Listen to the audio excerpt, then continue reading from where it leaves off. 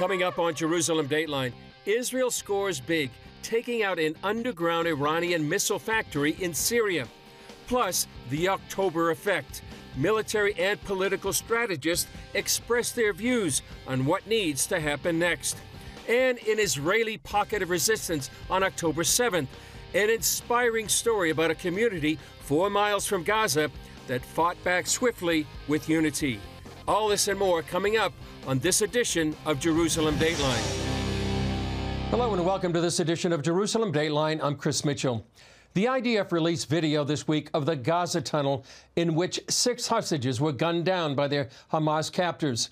And new intelligence has emerged revealing how much the IDF has damaged Hamas's military capabilities. Take a look. We're going to go down into the tunnel shaft 20 meters below where the hostages were murdered. Chief IDF spokesman Rear Admiral Daniel Hagari described the scene. They were here in this tunnel in horrific conditions where there is no air to breathe, where you cannot stand. And they survived, but they were murdered by terrorists. This is their blood. This is the blood of Hirsch, Eden, Carmel, Ori, Almog, and Alex. They were heroes, and they were here in this tunnel for weeks or days. We will find out.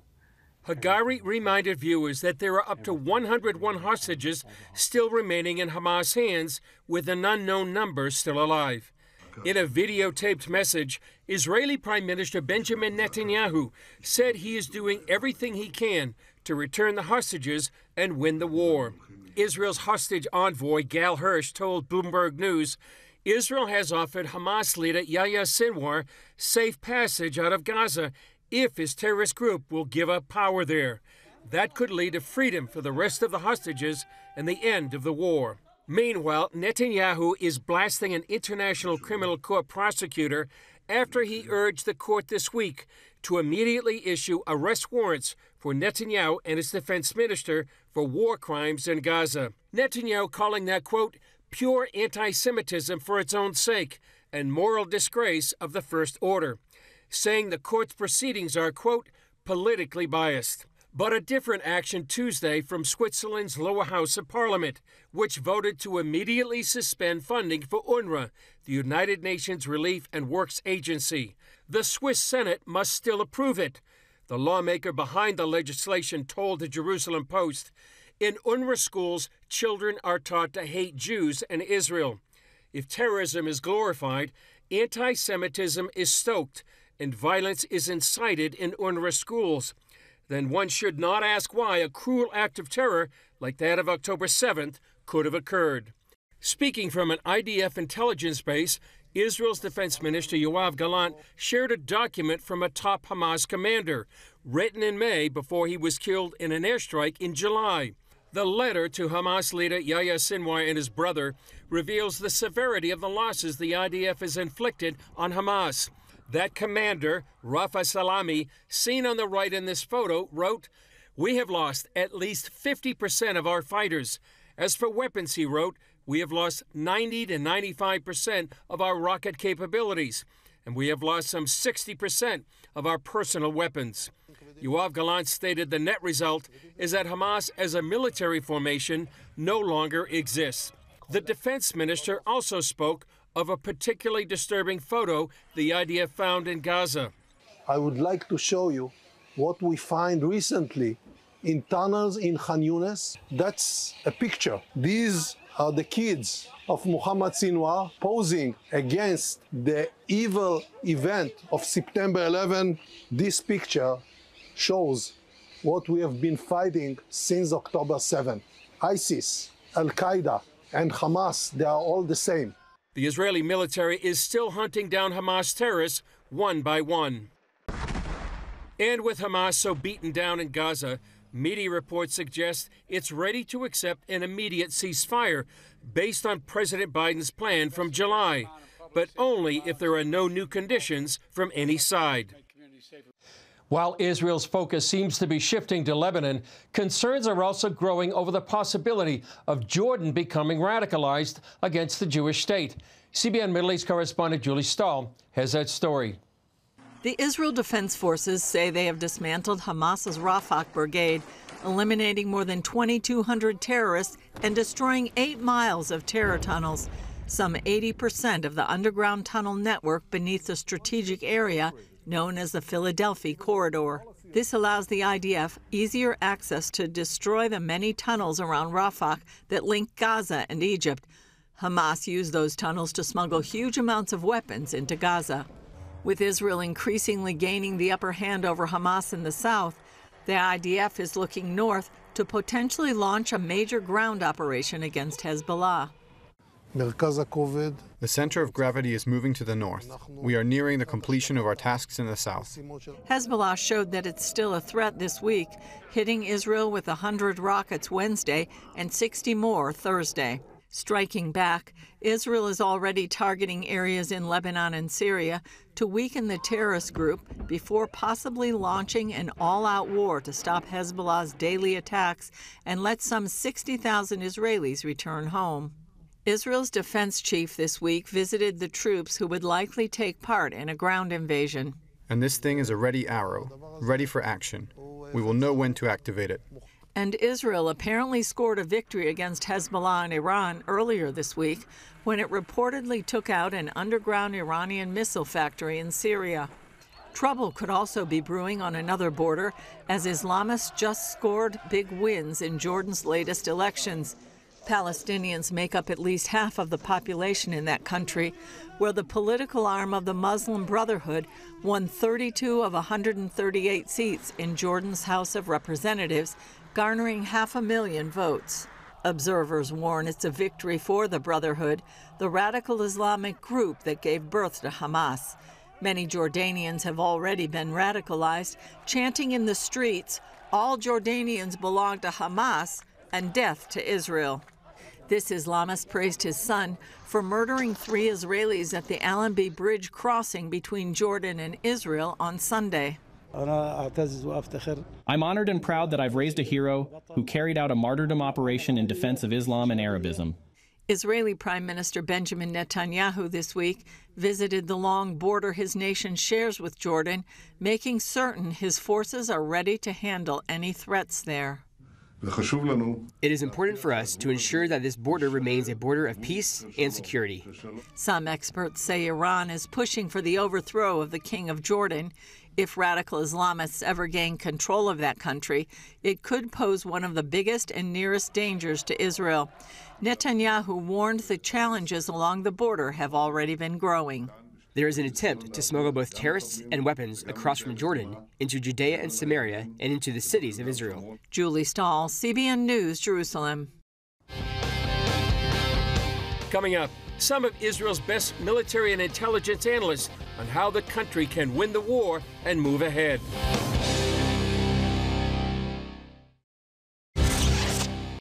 The experts gathered at a recent conference here in Jerusalem were laser focused on the times and seasons happening now for the Jewish people. Their main message, be on high alert. Here's the story. This week, experts, parliamentarians, and newsmakers met in Jerusalem as part of a conference by the Israel Defense Security Forum, IDSF, and the Danube Institute, based in Budapest, Hungary. Called the October Effect, it addressed the strategic implications for Israel and Europe in the Middle East war. Basically, our message is that the fight against radical Islam is a common one between Israel and Europe. We deliberately did it in Jerusalem, the capital of Israel, in order to bring people together in Israel, where they attacked us and the West at the same time. Both in the Gaza Strip had ripple effects across the region, across the Middle East, and across the globe. Michael Friedlich, a member of Belgium's parliament, came with a sobering message about the plight of European Jewry. Well, European Jewry, most specifically in my country, in Belgium, it's very dire. We have anti-Semitism openly by so-called, progressive voices within the media. That's trickling down to the general population. So online people are no longer ashamed to say that it's the Jews who are responsible for all the evils in the world, and that's terrible. Friedlich says Iran presents a clear and present danger to European Jews. Well, we see all over Europe that Iran is trying to attack Jewish sites, not Israeli sites. Both in the UK, in Germany, and Belgium, the authorities have sent out warning messages to the Jewish community to be careful, to beware. So we are worried. We know that Iran has been hit hard by Israel, and they're looking for a weak spot, and they think that the Jewish community is that weak spot. So we must be alert, and I call upon all politicians, colleagues of mine, and members of parliaments and governments in Europe to make sure to protect the Jewish communities. The atmosphere on the streets in certain cities in Europe is plain dangerous for Jews.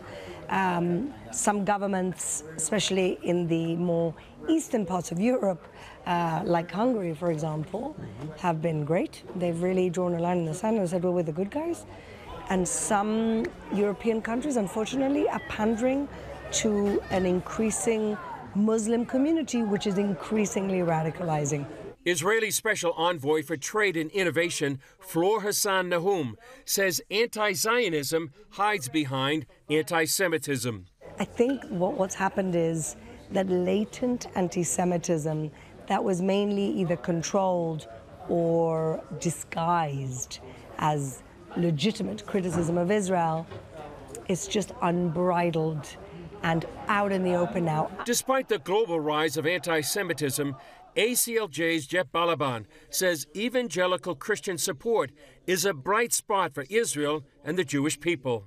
Israel has a tendency to think very fondly of its Christian friends, mostly as tourists who come here and love to be in Israel and the Holy Land. But we should also realize that the greatest wellspring of support for the state of Israel across the globe is really Christianity, and mostly American Christians and those who take sustenance from them in other parts of the world. Balaban stressed the importance of the narrative and the power of words. So, for example, NRB this year, as you know, NRB adopted a policy of calling Judea and Samaria. It's been Judea and Samaria for thousands of years.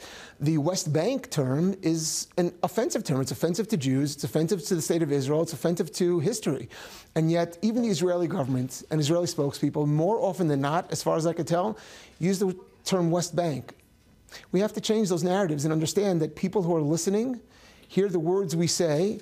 IDSF founder Amir Avivi says the time is near to confront Hezbollah. We have 60,000 Israelis displaced in the north, and it's time they go back home. They can go home only if we launch a full-scale attack on Hezbollah, if we destroy their position in South Lebanon and push them north of the Litani, and inflict a very, very serious damage on all of Hezbollah's capabilities all over Lebanon. Only this reality will enable us to bring our citizens back safely to their homes in the north. Avivi sees what's happening with Israel from a biblical perspective. You know, in the book of Judges, each time the Gazans went to war against us, we brought the people, we fought back, and this went again and again and again. And the dynamics we saw in the Bible back then and now are very similar.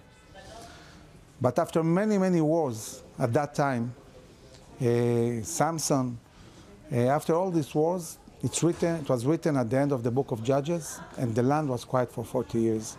And we have a responsibility to try and achieve the same goal. If we'll win decisively, we'll be able to bring 40 years of quiet to the people of Israel and really, really have an age of prosperity and security for the long term.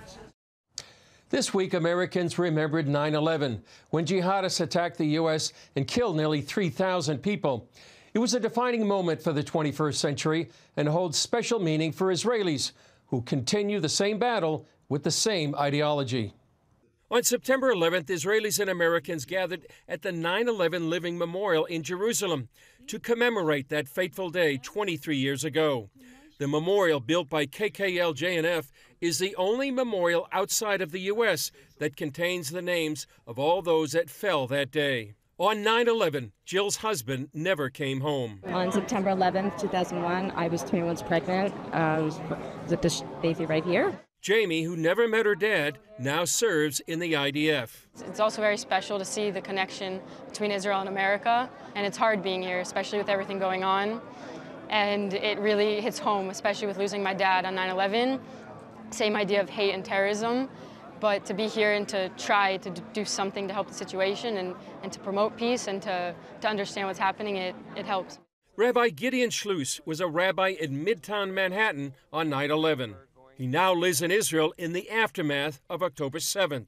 It all comes together and it reminds us, how important it is to fight terror, to stand with the truth, to support Israel, to support America, to support democracy. So many things that were emotional here that tied the two countries together, that tied the vision and the faith of the two countries together. Beyond the immediate pain was the hope. And the young soldier whose mother was pregnant with her, who's an American, but looking for peace in the world, finds a solution in serving the Israeli army. The American firefighter, a man of faith, who comes here, reminded me so much of 9/11, where the firefighters went into the fires. And the truth is that same spirit really is exhibited here in this country, and that's what I was feeling tonight. Firefighter Lieutenant Ashton Bright from Plantation, Florida, brought a message from his city. It's a city that's passed 3 resolutions in support of Israel. My message tonight is to the people of Israel that they're not alone in this very difficult time, as well as remembering our fallen heroes from 9/11. Jewish commentator Hillel Fuld sees a profound connection between 9/11 and October 7th and the bond between Israel and America. And unfortunately, that bond has only become stronger over the past 11 months when we experienced our own 9/11. And on the one hand, you feel like this day is so special, maybe we should just not make that comparison, but you can't not make that comparison, primarily because it's the same people who perpetrated it, and it's the global plague of radical Islam. Fuld says this threat is worldwide. The global community has to wake up and understand that it's the same people who did what they did back then are the same people who did October 7th here in Israel. And the forces of good have to put an end to terror. It's enough. How many more of these ceremonies do we need to go? We have 365 days a year. Now 2 of them are marked by September 11th, October 7th. Let's make sure that no other days are going to be marking terror. Up next, racing toward the battle, how one farming community next to Gaza fought back on October 7th.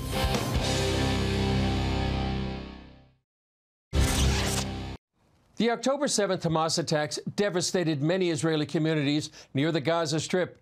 But one of those communities has a different story, one of heroic resistance and remarkable resilience. Our correspondent Chuck Holton brings us this inspiring account. Ein Habesor is a small farming community just 4 miles from Gaza.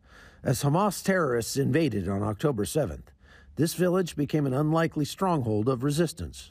We realized for the first second that this is something different. We took the kids to the shelter, and then the chief of security sent us a text message, go to the fence, to the gate to defend our people, they're invading to Israel. Pretty much every single kibbutz and small village around Israel has one of these big yellow security gates at the entrance, and most of the time they stay open, but the Hamas terrorists took advantage of that fact on October 7th by bringing jamming devices that wouldn't let people close those gates. And a split-second decision on the part of the guard at Ein Habesor probably saved hundreds of lives. As the attack unfolded, villagers found themselves drastically outgunned. My brother was the only one with the rifle. That time in the front gate when they came with a pickup full of terrorists and motorcycles. And they came fully armed. It wasn't just a terror attack, that was well military operation. When Gepner's brother was shot in the shoulder, Yiftach knew he had to get him to a hospital. So he loaded him in his car and sped out the back gate, right into a waiting squad of terrorists. We saw the ambush of 2 pickups and several motorcycles with a bunch, about 30 terrorists, that started massive shooting on the car. My brother was hit for the second time in his hip and in his belly, several bullets. All the windows was exploding. I was managed to drive in reverse. We managed to escape. Remarkably, no one from Ein Habesor was killed or kidnapped that day. The village's preparedness played a crucial role in their defense. When the chief of security sent us a text message, they're invading, go out, we already had a group of 70 people that went out without even asking any question. Now it's a different story. Now we have enough rifle, enough handguns, anything we need to independently defend ourselves if there will be a situation like that. Now, months later, the village is rebuilding and growing stronger.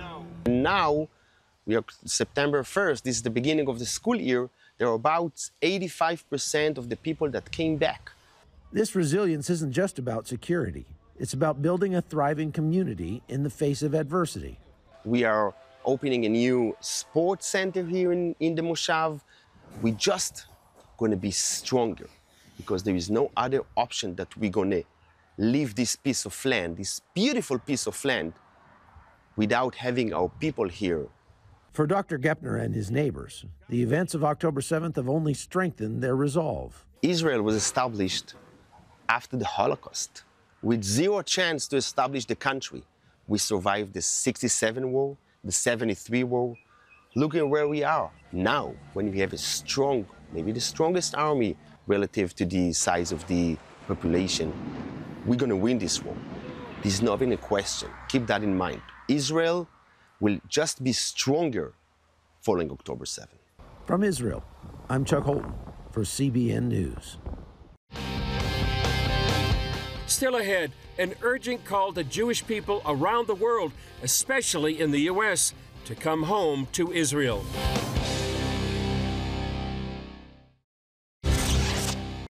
Tom Hess, an American author who's lived in Israel for decades, has an ambitious plan to encourage every U.S. Jewish family to relocate to Israel. He spoke with us recently about the latest edition of his book, Let My People Go, and his fervent desire to see Jewish families from around the world move to the land God has always had for them. The heart of this book is about the Aliyah from the United States of America. And we know that we're on the verge of this happening right now because God says he would bring them back from the north, south, east, and west. And Jeremiah 16 says, I will bring them from the land of the north and all the nations where they've been scattered. He says, first I will send the fishers, then I will send the hunters. And so we see now, for the first time in the Western world, there's an incredible anti-Semitism rising after the Holocaust. And so we see not only in France, which now they say the more the war goes on, the more the Jews are coming back from France because of the anti-Semitism that's rising. But in the United States, we see all over the campuses anti-Semitism rising like never happened before. And I know this is a sign that it's time for the Jewish people to come back, also from the United States of America. Only 120,000 Jews came back from the U.S. in the last 40 years, where 2 million came back from the former Soviet Union. I remember being in Russia in 1986, and in 1986 I asked God, why have the Jews not come back from the United States? I realized why they hadn't come back from Russia, because they were bound by communism. But it was interesting at that point, the Lord said they're more bound in the United States than they are in Russia. But God's going to bring them back because he says, and what I'm sharing about today is Aliyah, first fruits to fullness. I will bring them back, not leaving any behind. He brought all of them out of Egypt, but the book of Ezekiel was written after they came out of Egypt. So he's talking about bringing them all back in this generation. In the end times, they will all come back. All the ones that will be alive in the world will be back in Israel in the last days. So God showed me that it's very important that the Jewish people needed to be warned. So we're sending a message to every Jewish household in the United States in the next couple months before a Feast of Trumpets. And at Feast of Trumpets, we're going to blow trumpets, do trumpet blasts, believing God for all the Jews to return back to Israel. So how can people be praying for the Jewish people right now? Well, I think it's very important to proclaim the scriptures, because God's word will not return void. And in our house of prayer in New York, they've been doing this for 3.5 years, right in the middle of the largest Jewish community in the world. And even in Williamsburg, the largest Orthodox community, for the first time, many of them are saying they want to make Aliyah now. So prayer is a very, very important thing. Many Jews have made Aliyah from reading this book all over the world. We did 5 printings in Russian. We did 12 printings in English. And so the word of the Lord, God's word, will not return void. So be a living epistle and pray for the Jewish people, talk to them, encourage them. Is there an unprecedented crescendo of prayer for Israel right now?